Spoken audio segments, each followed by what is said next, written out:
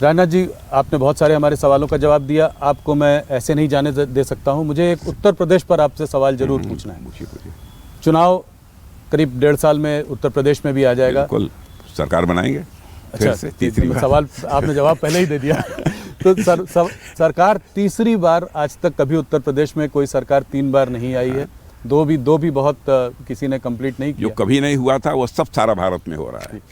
पर मेरा सवाल यह है कि लोकसभा में जो 2024 के जो चुनाव के रिजल्ट्स आए, जिसमें जिस तरह से यूपी में जो हुआ, उसको देखते हुए आपको लगता है कि तीसरी बार सरकार बनेगी और किन मुद्दों पर यह चुनाव होगा? देखिए, वो पार्लियामेंट के चुनाव से उसको जोड़कर मत देखिए। कुछ ऐसी परिस्थितियां रही होंगी जिसके कारण वैसी स्थिति बनी, लेकिन सब मिला जुला कर उत्तर प्रदेश का माहौल बहुत ही अच्छा है। योगी आदित्यनाथ जी बहुत अच्छी तरह सरकार चला रहे हैं और कानून और व्यवस्था के मोर्चे पर आपने देखा कितनी शानदार कामयाबी उत्तर प्रदेश में हासिल हुई है। नहीं, वो बहुत बड़ी, हाँ, बड़ी कामयाबी है।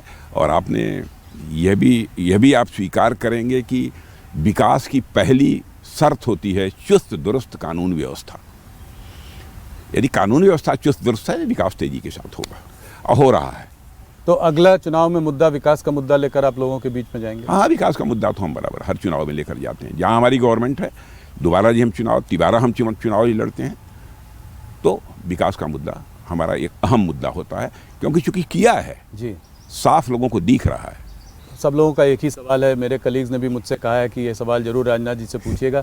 भारतीय जनता पार्टी का नेक्स्ट प्रेसिडेंट कब बनेगा, कब इसका अनाउंसमेंट आएगा? मैं समझता हूँ कि बिहार चुनाव के बाद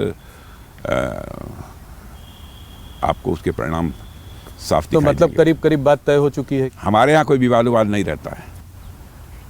हमारे यहाँ 4 लोग बैठते हैं, बस चीजें तय हो जाती हैं। इतना समय क्यों लगा? मोहन भागवत जी कह रहे थे कि अगर हमारे हाथ में होता तो हम तो कब का बना देते। तो समय क्यों लग रहा है? कुछ आरएसएस से खींचातानी चल रही है इस मामले में? नहीं, आरएसएस से खींचातानी क्या? आरएसएस हमारे राजनीतिक मामलों में कभी हस्तक्षेप नहीं करता। यह बात सच है कि हम राष्ट्रीय स्वयंसेवक संघ के स्वयंसेवक थे, हैं, रहेंगे। ये बात सच है, लेकिन हमारे राजनीतिक मामलों में संघ कभी बहुत हस्तक्षेप नहीं करता है, कभी नहीं करता।